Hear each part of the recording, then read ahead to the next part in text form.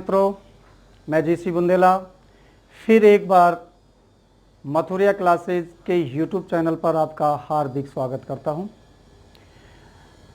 जैसा कि आपको पता है, पिछली वीडियोज़ में अपन ने देखा कि किस तरीके से व्यवहारिक ज्ञान, वर्ण विचार और व्यंजनों का विस्तार पूर्वक वर्णन किया गया। प्रिय विद्यार्थियों, कल अपन ने वर्ण विचार के साथ साथ शब्दकोश का ज्ञान किया था और शब्दकोश के साथ ही हमने किया था रै व्यंजन का प्रयोग। प्रिय विद्यार्थियों, ये दोनों ही ऐसे बिंदु थे जिन बिंदुओं के आधार पर कितने ही सवाल आते हैं, लेकिन ज़्यादातर बच्चे जो हैं इनको गलत करते हैं, क्यों उनको सही जानकारी नहीं होती कि शब्दकोश में किस प्रकार से सही क्रम बिठाना होता है। कल अपन इसी विषय पर चर्चा कर रहे थे। आज फिर थोड़ा सा इस पर फिर वापस चर्चा करेंगे, क्योंकि मैं कल के वीडियोज़ में आपको 2 प्रश्न छोड़कर गया था और उन 2 प्रश्नों की ही अपन पहले चर्चा करेंगे। उसके बाद नेक्स्ट अगला जो बिंदु होगा उस पर अपन वार्तालाप करेंगे। तो कल अपन देख रहे थे कि 2 प्रश्न मैंने छोड़े थे आप लोगों को, और 2 प्रश्न थे। पहला प्रश्न था कि स्वर रहित व्यंजन नहीं है, यानी कि कौन सा विकल्प है जिसमें स्वर रहित व्यंजन नहीं है। ध्यान से सुने, ये 2 चीज दे रहा है, स्वर रहित नहीं। ये ही प्रश्न को कंफ्यूज कर रहा है आपका। और ऑप्शन आपके थे कर्म, ऑप्शन था क्रम, ऑप्शन था प्रथा और ऑप्शन था व्रथा। प्यारे विद्यार्थियों, कल अपन इसी बिंदु को छोड़ करके गए, वापस हम इसी बिंदु पर आ गए। पहले हम इसी बिंदु पर चर्चा करते हुए आगे बढ़ते हैं। स्वर रहित व्यंजन नहीं है। सबसे पहला तो प्रश्न ये समझना है कि ये कहना क्या चाह रहा है। ये कहना ये चाह रहा है कि स्वर रहित भी है और फिर व्यंजन और नहीं भी है, यानी एक साथ 2 प्रश्न एक साथ डालने पर बच्चा कंफ्यूज होता है। इसलिए आपको कुछ नहीं करना है। अब आपको करना क्या है, वही जैसा मैंने कल आपको बताया था कि पहले हम इनके टुकड़े करेंगे। जैसे हम स्वर रहित व्यंजन बनाएंगे इनको, तो पहला टुकड़ा हुआ के साथ अ, ये टुकड़ा हुआ। इसके बाद कल मैंने आपको बताया था कि ऊपर जो रै लगता है वो हमेशा आधा होता है, और जिसके ऊपर लगा होता है उससे पहले लिखा जाता है। तो ये हम इस मैं से पहले ले लेंगे और उसके बाद मैं और उसके बाद ए को बाहर निकाल दिया। ये पहला टुकड़ा हुआ। इसके बाद हमारा आता है दूसरा टुकड़ा। इसमें आपको हमने बताया था कि जो मध्य में लगता है रे, वो रे पूरा होता है और जिसके लगता है वो आधा होता है। आधा वर्ण पहले आता है और पूरा जो होता है वो बाद में आता है। तो हमने इसको कै को आधा किया, इसमें रे निकाला, इसके बाद अ, इसके बाद मैं और इसके बाद ए हो गया।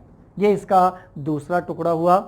तीसरा भी इसी क्रम का है। इसका मतलब पै, रे और ए को निकाला, इसके बाद थे और उसमें आ की ध्वनि निकाल दी। अब आता है हमारा नंबर 4। याद रहे साथियों, ये जो लिखा हुआ है ये व के नीचे र ऋषि लिखा हुआ है। इसका मतलब इसमें रे की ध्वनि नहीं, री की ध्वनि है, और हम जब इसको निकालेंगे बाहर तो यहां पर रे ऋषि ही निकलेगा। इसके बाद निकलेगा आपका थ और उसके बाद आएगा आपका अ। ये हमने टुकड़ा कर दिया। अब प्रश्न को पढ़ रहे हैं हम फिर दोबारा से कि रे कि स्वर रहित व्यंजन नहीं है। तो ध्यान दें, मैं यहां से इस वाले शब्द को हटा रहा हूं। अब आप लोग विशेष कर ध्यान देंगे। अब आपके सामने लिखा है स्वर रहित व्यंजन है। इसका मतलब स्वर रहित व्यंजन अब कौन सा है वो आपको दिखाना है। तो वो आपको दिखाने के साथ साथ अब हम क्या करेंगे, देखो जो हलंत वर्ण दिखाई दे रहा है और उसके सामने जो स्वर दिखाई दे रहा है वो उसका माना जाएगा। जैसे आपके पास में ये है तो इसका स्वर ये है, और ये मैं है तो इसके साथ में ए है। इसका मतलब रे यहां पर स्वर रहित है। इसका मतलब कि स्वर रहित व्यंजन है, अर्थात है रे आपका स्वर रहित है। इसका मतलब यस। अब आते हैं हम दूसरे पर। ये रे और ए का मेल हो गया, ये मैं और ए का मेल हो गया, लेकिन इसमें कोई मेल नहीं है, इसलिए ये भी स्वर रहित है। तीसरा आता है, ये रे का ए है, ये थे का आ है, इसमें भी कोई नहीं है, इसका मतलब ये भी है। अब चौथा जो आता है, इसमें ये इसका स्वर है, ये इसका स्वर है, इसमें कोई नहीं बचा। इसका मतलब प्रश्न था हमारा स्वर रहित व्यंजन नहीं है। यहां है, यहां भी है, यहां भी है, लेकिन यहां नहीं है कोई भी ऐसा जैसा ये आ रहे हैं, अर्थात इसका उत्तर जो होगा वो आपका होगा वृथा। ये पहला प्रश्न था जो अपन कल पढ़ रहे थे, शब्दकोश और रे व्यंजन का प्रयोग। ये तो था पहला प्रश्न। इसके बाद में इसी के साथ मैंने आपको दूसरा प्रश्न दिया था, और दूसरा प्रश्न था शब्दकोश में क्रम से लिखो। ये हमारा दूसरा प्रश्न था, और जिसके ऑप्शन थे ए, ये था आपका ऋषिकेश, दूसरा है हमारा हार्दिक, तीसरा है हमारा हृदय, और चौथा था हमारा रास। ये प्रश्न हम आपको कल छोड़कर गए थे। तो पहला प्रश्न आपका क्लियर हुआ, पहले प्रश्न का आपका उत्तर हुआ वृथा। ये ध्यान रहे, नोट कर लें इसको, ये आपका उत्तर है। अब आते हैं हम दूसरे वाले प्रश्न पर। वही आपको इनके फिर टुकड़े करने हैं। सबसे पहले हम है को टुकड़े करेंगे, तो इसमें से रे ऋषि निकलेगा, इसके बाद शय निकलेगा, इसमें बड़ी की मात्रा है, इसके बाद कै में से ए को निकाला और शय में से ए को निकाल दिया।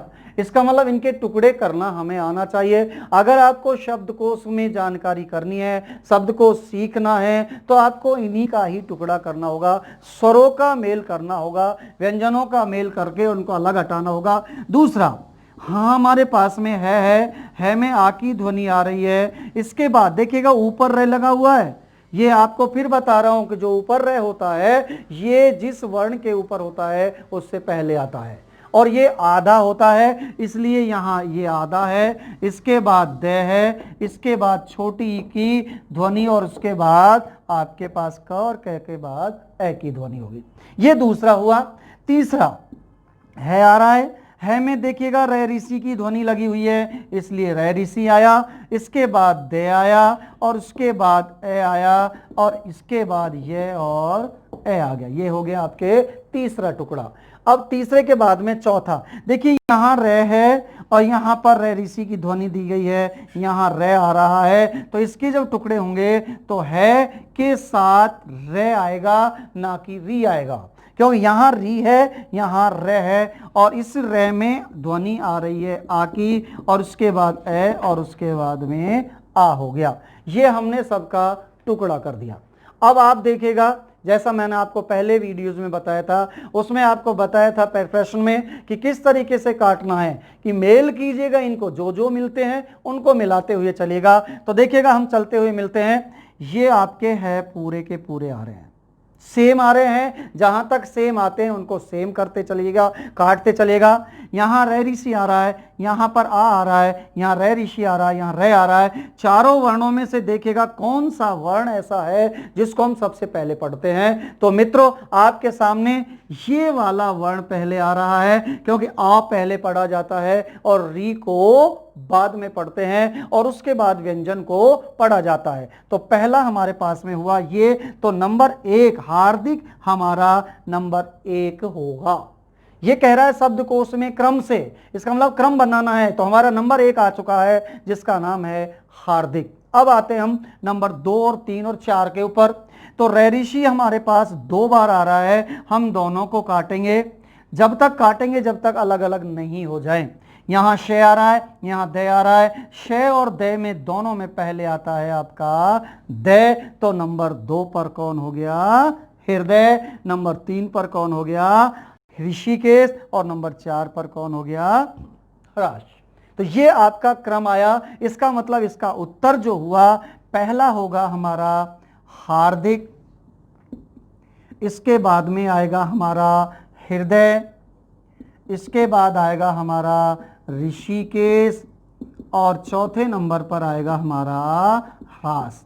तो मित्रों ये था आप लोगों का रे व्यंजन और साथ में आपका शब्दकोश का ज्ञान। ये 2 प्रश्न आप लोगों के सामने रखे। अगर इस तरीके से आपको देखना है तो निश्चित रूप से ये चीज ध्यान रहे कि हमें किस किस तरीके से काटना होता है और किस तरीके से इनको मिलान करके आगे बढ़ना होता है। नेक्स्ट, अब देखिएगा विद्यार्थियों, अब आपके सामने जो शब्दकोश था और जो हमने रे का व्यंजन का प्रयोग किया था, किस किस तरीके से रे का किया, अब इसके साथ साथ अब अगर अपन आगे बढ़ते हैं और अगला जो पॉइंट्स लेते हैं वो है हमारा हिंदी वर्णों के उच्चारण स्थान, यानी कि जितने भी वर्ण हैं उन सब का उच्चारण स्थान क्या है।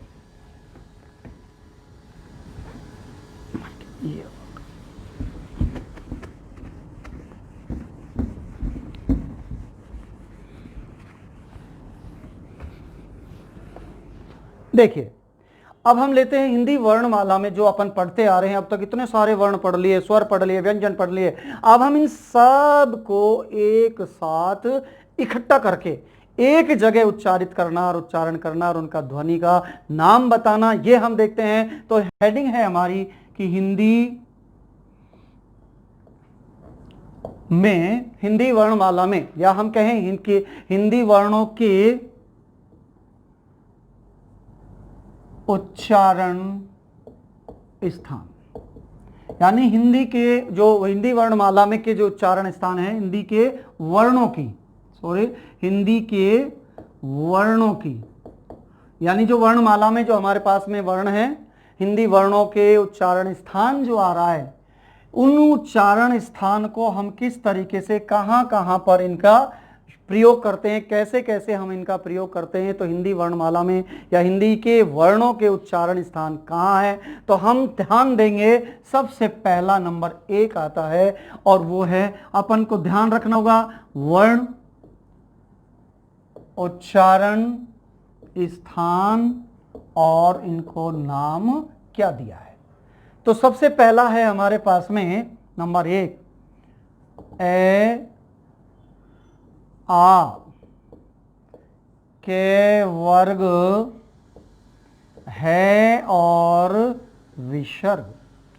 ए आ है और के वर्ग और विसर्ग, इन सभी वर्णों को एक जगह लेते हैं तो इनका उच्चारण स्थान है कंठ। इनका क्या है? कंठ है, इसलिए हम इन सब को कंठ बोलते हैं। पहला है ए आ के वर्ग है और विसर्ग, इन सब का उच्चारण स्थान है कंठ, नाम रख दिया गया है कंठ। नंबर 2 ई और ई चे वर्ग, ई छोटी, ई बड़ी, चे वर्ग तथा ये और शे। अगर हम इन सब का उच्चारण करें तो इनका उच्चारण होगा तालु, इसलिए हम इनका नाम रखते हैं तालव्य। याद रहे, अब आपका पूरा वर्णमाला आ रही है, इसका मतलब पूरे हिंदी के वर्ण है, उन वर्णों का उच्चारण स्थान कहां कहां पर है वो तीसरा नंबर पर आते हैं। अब अपन तीसरा नंबर है और वो है हमारा रे ऋषि, टे वर्ग, रे और शे, यानी रे ऋषि, टे वर्ग, रे और शे, इन सब का उच्चारण स्थान है मूर्धा, इसलिए हम इनको कहते हैं मूर्धन्य। याद रहे साथियों, ये उच्चारण स्थान पूछे जाते हैं, चाहे पटवारी का हो, चाहे आपका पीएसआई का हो, फर्स्ट ग्रेड हो, ग्राम सेवक हो, सभी एग्जाम, ऐसा कोई एग्जाम नहीं है जिसमें ये नहीं पूछे जाते। ज्यादातर नाम पूछते हैं या उच्चारण स्थान और या वर्ण कौन कौन से होते हैं। इसके बाद आता है नंबर 4। नंबर 4 पर आता है हमारा तय, वर्ग, लय और शय। इन सभी वर्णों का उच्चारण होता है दांत से, इसलिए हम इन सब को दंत्य वर्ण कहते हैं। देखिए, उच्चारण स्थान और साथ में नाम, ये चीज आपको विशेष कर ध्यान रखनी है, क्योंकि यहां उच्चारण स्थान चल रहा है आपका नंबर 5। नंबर 5 पर अगर अपन ध्यान दें तो नंबर 5 आता है हमारा ऊ और ऊ, ये दो वर्ण आगे स्वर का, और इसके साथ साथ आपका आता है पै वर्ग। देखिए, यहां आ गया कै वर्ग, यहां चै वर्ग, यहां टै वर्ग, यहां तय वर्ग और यहां पै वर्ग, और ये पै वर्ग के साथ में ऊ और ऊ। हम इन सभी वर्णों का जो उच्चारण करते हैं वो करते हैं ओष्ठ से। इसका मतलब ये दोनों होठों से उच्चारित होता है और इसीलिए इसका नाम रखा जाता है ओष्ठ्य, यानी इस तरीके से इनका ओष्ठ्य नाम पड़ा। इसके बाद नंबर 6 आता है आपका, और 6 आता है जिसमें होता है अणे, यम, णे, ने और में। इन सब का उच्चारण स्थान होता है नासिका। नासिका का मतलब होता है नाक, और नाक से उच्चारित होने वाले वर्णों को नाम दिया जाता है नासिक्य। यानी इस तरीके से इनका नाम बढ़ता जा रहा है, ये उच्चारण स्थान आ रहे हैं और ये वर्णों की नाम आ रहे, कौन कौन से वर्ण कहाँ कहाँ उच्चारित करेंगे। नंबर 7, इसमें आता है आपका ए और आई। ये दो वर्ण ऐसे होते हैं जिनका उच्चारण यहाँ से तो बोलते समय हमारे जो दो है दो जगह से होता है। ये एक होता है कंठ से, और कंठ के साथ साथ जुड़ जाता है तालु, यानी कंठ और तालु दो वर्णों के योग से, दो जगह, दो स्थान, ये दो वर्ण दो स्थानों से होते हैं, कंठ और तालु, इसलिए हम इनका नाम रखते हैं कंठ तालव्य। 7 के बाद में नंबर 8 आता है हमारा, जिसका नाम होता है ओ और औ।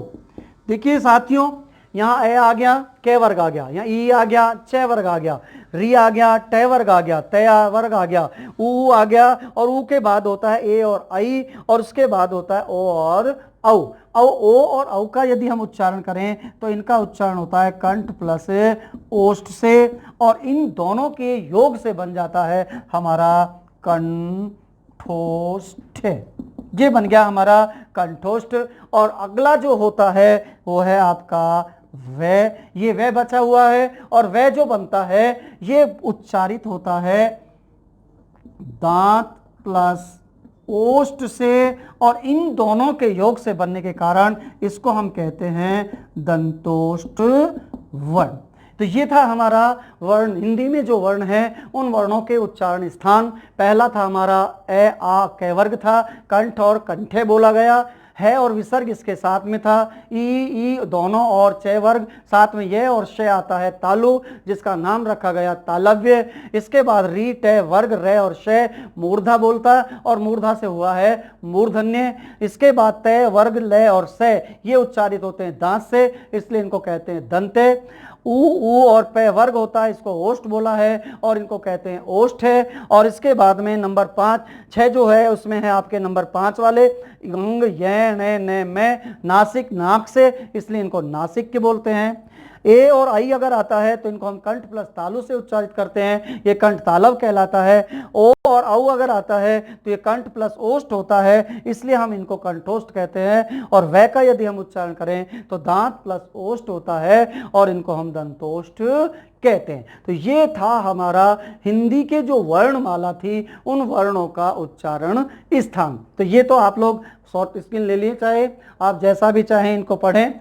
अब इसके साथ साथ अब आते हैं हम नेक्स्ट अगला बिंदु जो है कि अब जो हमारे व्यंजन थे, ये तो थे हमारे वर्ण पूरे के पूरे टोटल। अब व्यंजनों को भी हमने वर्गीकृत किया है। इससे पहले अपन पढ़ चुके हैं व्यंजनों को 3 भागों में बांटा गया था, स्पर्श व्यंजन, अंतस्थ व्यंजन और ऊष्म व्यंजन, साथ में संयुक्त व्यंजन भी आए। लेकिन अब हम पढ़ेंगे जो सारे के सारे जो स्वर और व्यंजन हैं उन व्यंजनों का वर्गीकरण, क्योंकि वर्गीकरण के आधार पर भी हमसे कई बार प्रश्न पूछे जाते हैं और वो प्रश्न ऐसे होते हैं जो फर्स्ट ग्रेड सेकंड ग्रेड में लगभग अधिकतर आ ही जाता है। इसके साथ अब देखते हैं हम नंबर नेक्स्ट पॉइंट, और वो है आपका व्यंजनों का वर्गीकरण।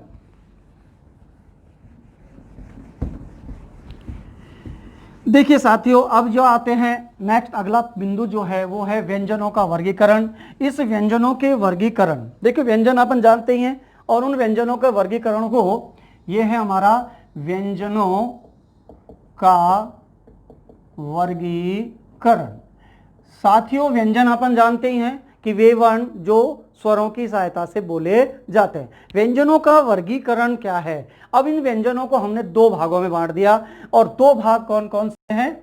एक भाग है हमारा प्रयत्न के आधार पर और दूसरा है उच्चारण के आधार पर। साथियों सबसे पहले तो हम यही देखेंगे प्रयत्न, कि प्रयत्न कहते किसको हैं। प्रयत्न कहो, यत्न कहो, प्रयास कहो या कोशिश कहो।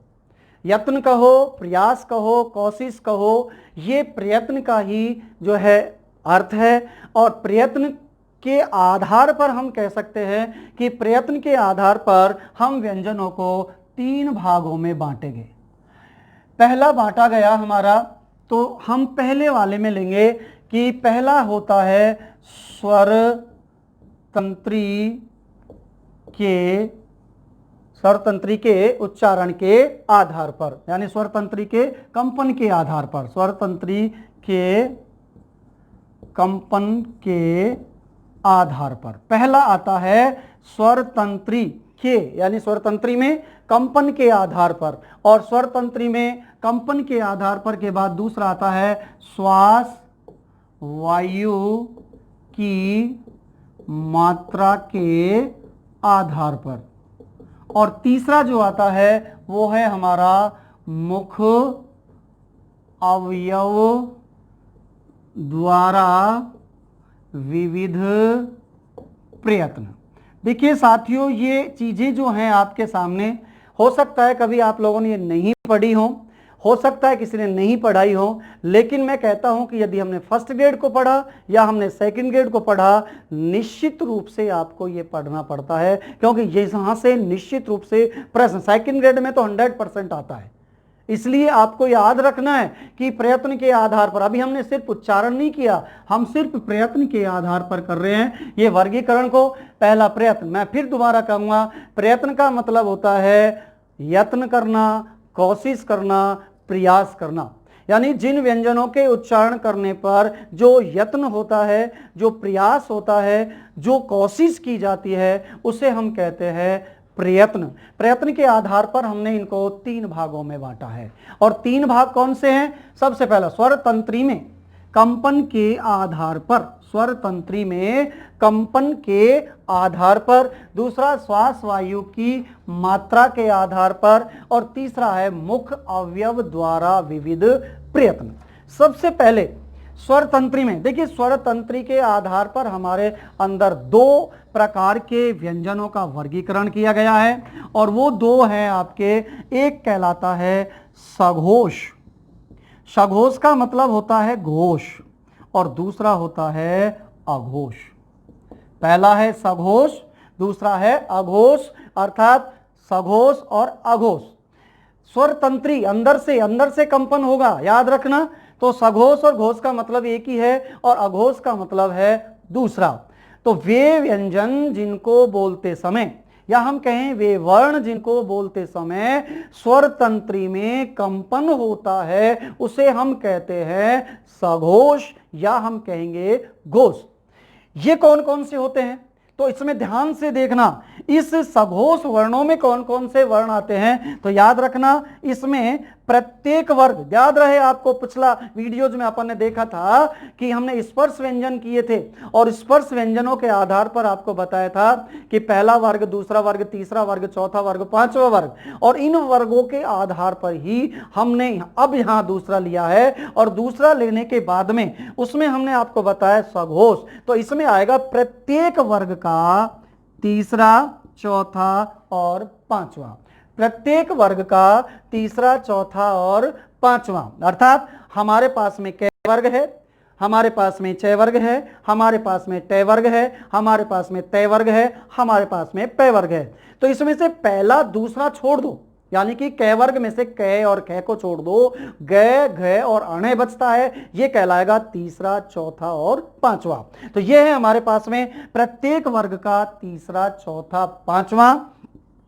ये, रे, ले, वे, ये अंतस्थ व्यंजन आगे, और इसके बाद जुड़ जाता है हमारा है, और उसके बाद आ जाते हैं हमारे सभी स्वर। तो साथियों, पहला हमारे पास में सघोष 3, 4, 5, ये, रे, ले, वे है, और सभी स्वर ये कहलाएंगे स्वर तंत्री में कंपन के आधार पर। अब जाते हैं हम दूसरा, जहां कंपन नहीं होता, अर्थात जहां कंपन नहीं हो रहा, यहां कंपन हो रहा है इसलिए हमने सघोष कहा, यहां कंपन नहीं हो रहा इसलिए हम इनको अघोष कह रहे हैं। तो अघोष व्यंजन वही कहलाएंगे जहां स्वर तंत्री में कंपन नहीं होगा। यहां पर कौन कौन से व्यंजन आएंगे अब देखिएगा, यहां हमने तीसरा, चौथा, पांचवा हटा दिया, बच कौन सा गया, पहला और दूसरा, ये बच गए हमारे पास में दो। ये, रे, ले, वे हम पहले ले चुके हैं, है हम ले चुके हैं, तो हमारे पास बच गया श, श और श, ये बच गए हमारे पास में। तो ये कहलाएंगे अघोष और ये कहलाएंगे आपके घोष। अब आते हम श्वास वायु की मात्रा के आधार पर। तो साथियों, श्वास वायु की मात्रा, अब हमारा श्वास आएगा, यानी कि अब हम जो पढ़ेंगे इसमें श्वास लगेगा, यानी कि कितना समय लगेगा कितना नहीं लग रहा, इसीलिए श्वास वायु की मात्रा के आधार पर हमारे पास में दो प्रकार के हैं, एक कहलाता है अल्प प्राण और दूसरा होता है महाप्राण। वे व्यंजन जिनको बोलते समय कम समय लगेगा और वे व्यंजन जिनको बोलते समय अधिक समय लगेगा, तो अधिक समय के लिए महाप्राण होगा और कम समय के लिए अल्प प्राण होगा। साथ में इसी तरीके से फिर देखना है कि कम समय किन किन वर्णों में लगता है। तो याद रहे, वर्ग का पहला, तीसरा और पांचवा, वर्ग का पहला, तीसरा, पांचवा, ये, रे, ले, वे और सभी स्वर, ये कहलाते हैं आपके अल्पप्राण। याद रहे, यहां पर भी तीन थे, यहां पर भी तीन है, लेकिन यहां 3, 4, 5 है, यहां 1, 3, 5 है, यहां ये, रे, ले, वे है, यहां भी ये, रे, ले, वे है, लेकिन यहां है, यहां पर है नहीं है। तो ये कहलाया हमारा अल्प प्राण।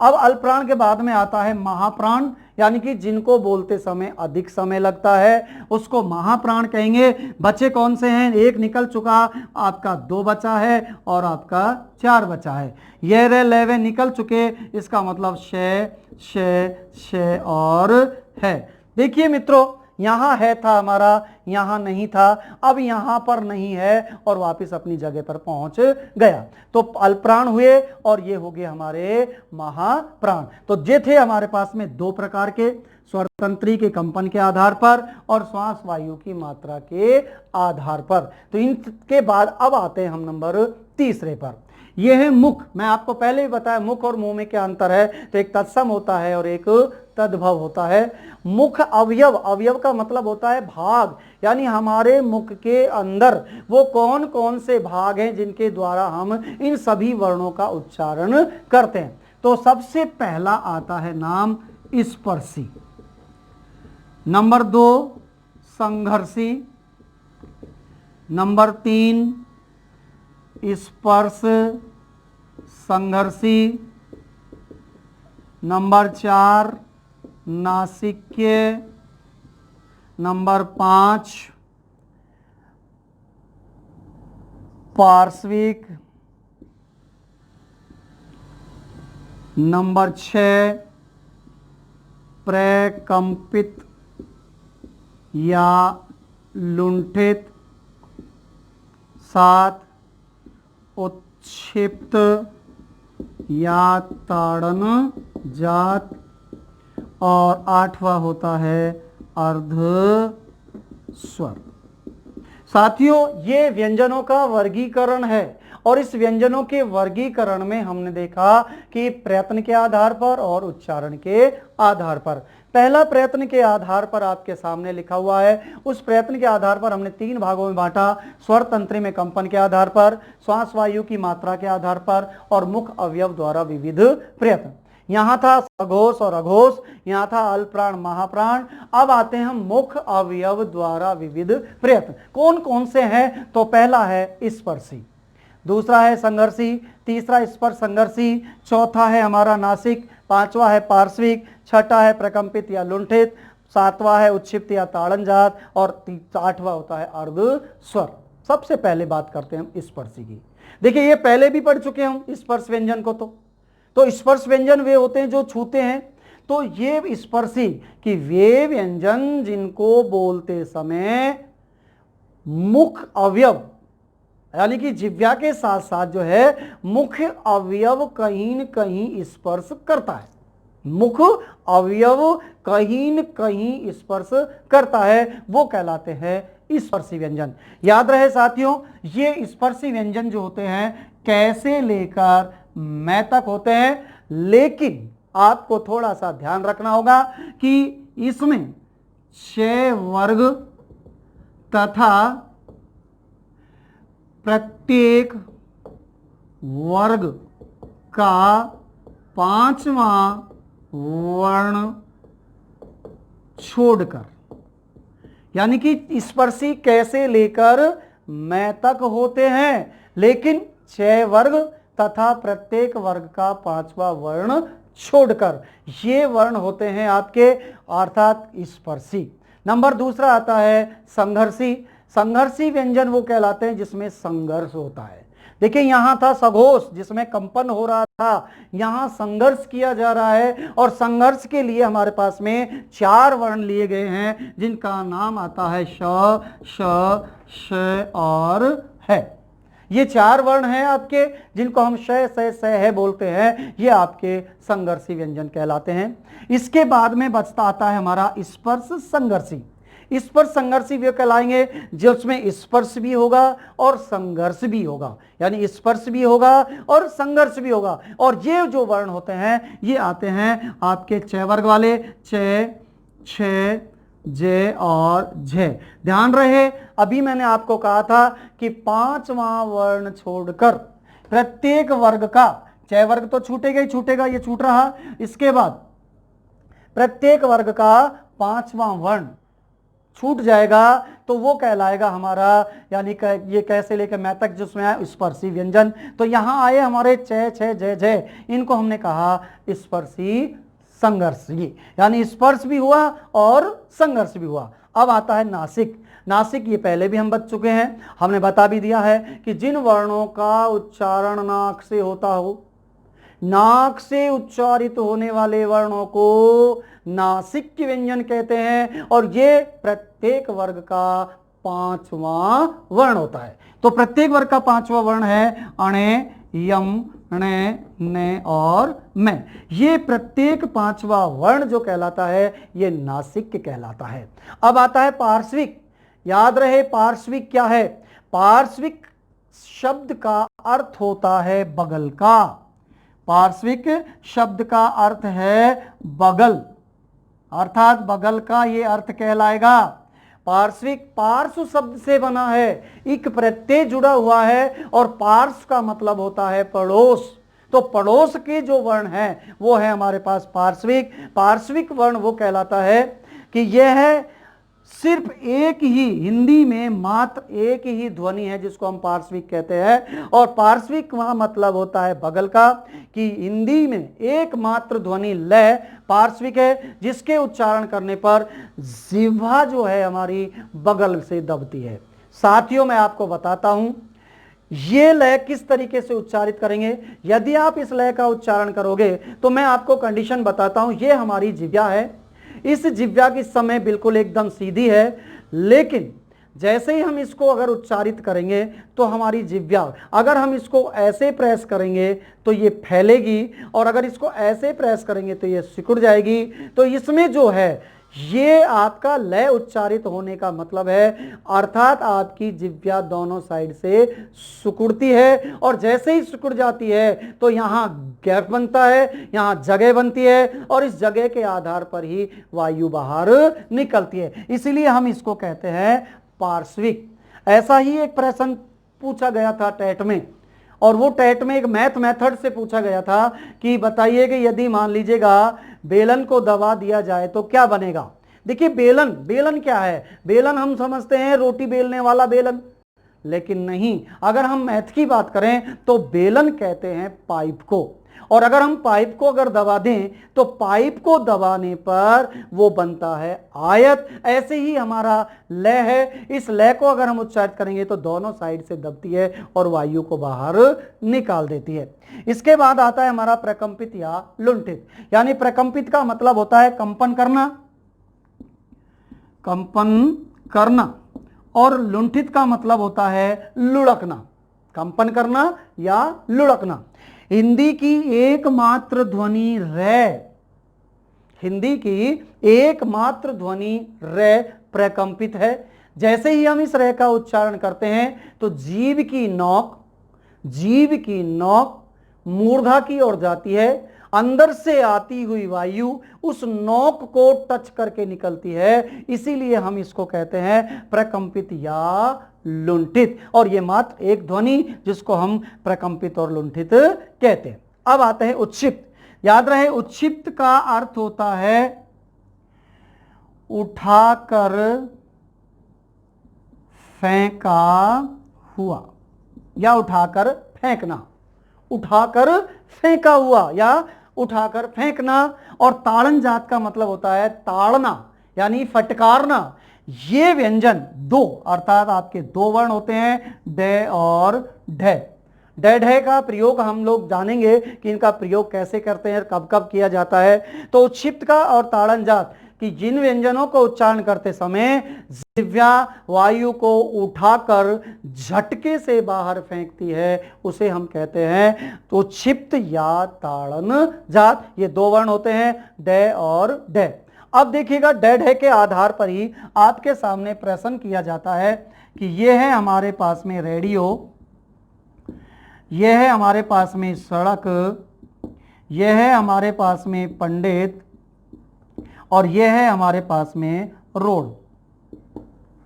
अब यदि मान लीजिएगा आपसे पूछ लिया जाए कि बताइए इनमें से कौन सा शब्द वर्तनी के आधार पर शुद्ध है, तो लगभग ज्यादातर लोग आपस में एक दूसरे का बता देंगे, लेकिन मैं बता देता हूं यहां ये चारों के चारों गलत। क्यों गलत हैं? क्योंकि सभी के नीचे देखिएगा बिंदु लगा हुआ है और एक के नीचे नहीं लग रहा। इसका मतलब जिस जगह लगना चाहिए उस जगह तो बिंदु लगा नहीं, और जहां नहीं लगना चाहिए वहां पर बिंदु लगा हुआ है। इसलिए यहां पर अलग अलग नियम आते हैं कि यदि अंग्रेजी का शब्द होगा, अंग्रेजी का यदि शब्द होगा तो याद रखना कभी भी उनके नीचे बिंदु नहीं आता है।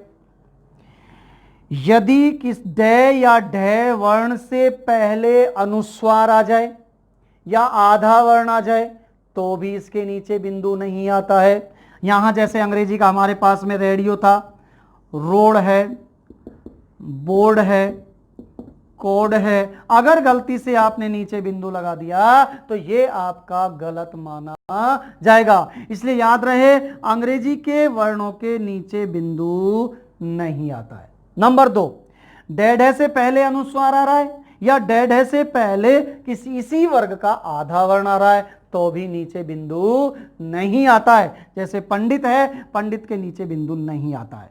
पंडित है या हम कहें खंडित है, या हम कहें अड्डा है, या कहें हम पड्डा है, या कहें हम डंडा है, या कहें हम अंडा है, तो कभी भी गलती से इनके नीचे बिंदु नहीं आता है। और तीसरा जो पॉइंट आता है हमारा, अगर शब्द के शुरू में डे ढे आ जाए, शब्द के शुरू में ही डेड है आ जाए तो भी नीचे बिंदु नहीं आता है। जैसे हम लोग ऐसे लिख देते हैं, ये डमरू है, ये ढाल है।